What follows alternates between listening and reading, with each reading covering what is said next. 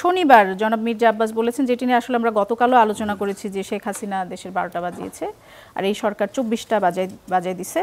এছাড়া অবসরপ্রাপ্ত মেজর হাফিজ উদ্দিন তিনিও বলেছেন যে দেশটা মগের মুল্লুক হয়ে গেছে। তাহলে বিএনপি নেতারা কি পক্ষান্তরে এটি বলছেন যে আগেই ভালো ছিলাম আওয়ামী লীগের আমলে? না, দেখেন, এটা হলো যে বিএনপি একটা ডেমোক্রেটিক পার্টি, এখানে আপনার বাক স্বাধীনতা আছে। সবাই বিএনপির সব নেতারা একই সুরে বক্তব্য দেবে, তাই তো? তাহলে এটা বিএনপির বক্তব্য না? না না না, তা বলছি না। অর্থাৎ বিএনপির মির্জা আব্বাস ভাই যেটা বলেছেন যে 12টা বাজিয়েছে, এই সরকার 24টা বাজিয়েছে। 24টা যে বাজিয়েছে কি বাজিয়েছে না, পত্রপত্রিকায় বিভিন্ন রিপোর্ট ছাপা হয়েছে, এই সরকারের উপদেষ্টাদের দুর্নীতি এরকম অনেক কিছু ছাপানো হয়েছে। সেইটার বেসিসে তিনি বলছেন যে সরকার 24। আবার মেজর হাফিজ ভাই যেটা বলছেন যে মগের মুল্লুক, দ্যাট মিনস মবের মুল্লুক, ওই মবটাকে আর কি উনি মগ বলছে। এটাও তো সত্য কথা। এখানে তো একটা মবক্রেসি তৈরি হয়েছে, মানে ইন লিউ অফ ডেমোক্রেসি। সেখানে তো মবক্রেসিটা তৈরি হয়েছে, মাস্তান্তরটা তৈরি হয়েছে। আবার আমরা কিন্তু এই সরকারের যে 365 দিন গেল বা 1 বছর গেল, এইটাকে আমরা কিন্তু অনেকে বলছি যে একটা ডিভাস্টেটেড ইকোনমিক্স, একটা আপনার আইন শৃঙ্খলা রক্ষা একদম ধ্বংস হয়ে গেছিল গত 17 বছর শেখ হাসিনা। অর্থাৎ এই সরকার উত্তরাধিকার সূত্রে কিছু একদম একটা জিরো ইকোনমিক্স, একটা জিরো আইন শৃঙ্খলা পেয়েছিল। তার উপর দাঁড়িয়ে তাকে কাজ করতে হয়েছে। আমরা এই বক্তব্য দিচ্ছি, তাই না? অর্থাৎ সরকার যে এরকম একটা ফ্রাজাইল কন্ডিশন থেকে এখনও দেশের যেমন আপনার রিজার্ভ বাড়ছে, তারপরে আপনি মনে করেন যে আমাদের মূল যে পলিটিক্যাল যে আনসার্টিনিটি তৈরি হয়েছিল, সেই আনসার্টিনিটির মধ্যে আলোর রেখা পড়েছে যে সামনে নির্বাচন হতে যাচ্ছে এবং বাংলাদেশের গণতন্ত্র প্রতিষ্ঠিত, এইসব কথা বলছি।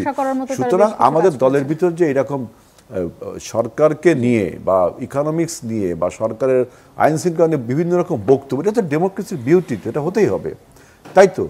বিএনপি কি আগে থেকে এসব বক্তব্য দিচ্ছে যেন নির্বাচনের পরে যদি বিএনপি না, আমরা তো নির্বাচনের আগেও দেখেন বলতে পারে যে আমরা এত খারাপ একটি অবস্থা উত্তরাধিকার সূত্রে পেয়েছি, সেই জন্যই আসলে ঠিক করতে অনেক বেশি সময় লেগে যাচ্ছে, যেটা আওয়ামী লীগের আমলে আমরা 16 বছর এটা পলিটিক্যাল বয়ানে থাকবেই, বুঝছেন? গত এই 12 বছরে আমরা যে অবস্থায় এসেছি, এই 12 মাসে, সেইখান থেকে আমাদের শুরু করতে হবে।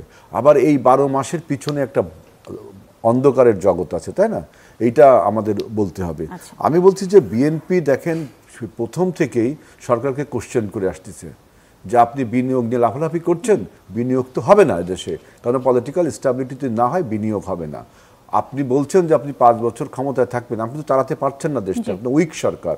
আমরা বলে আসছি, আমরা এমনও বলছি যে আপনি যে ঐক্যমতের কমিশনটা করলেন, সে ঐক্যমত কমিশনের বক্তব্য যদি হয় আগামী সরকারটা দুর্বল হবে, তাহলে আমরা সেটা মানব না।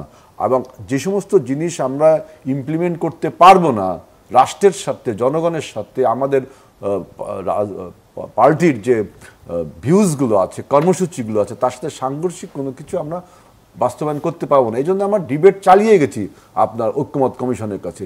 এই জন্য কিন্তু ঐক্যমত কমিশনে অনেকে বিরক্তিও প্রকাশ করেছে, জনগণের কিছু অংশ বিরক্তি প্রকাশ করেছে, বিএনপি শুধু নির্বাচন।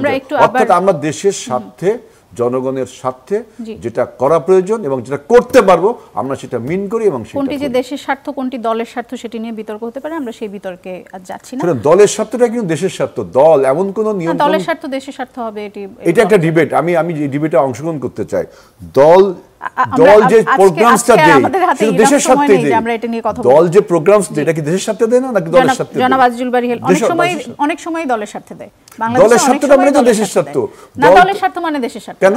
না, দলের স্বার্থ সেটি দেশের স্বার্থ। আবার দলটা কি আমরা ওইদিকে না যাই,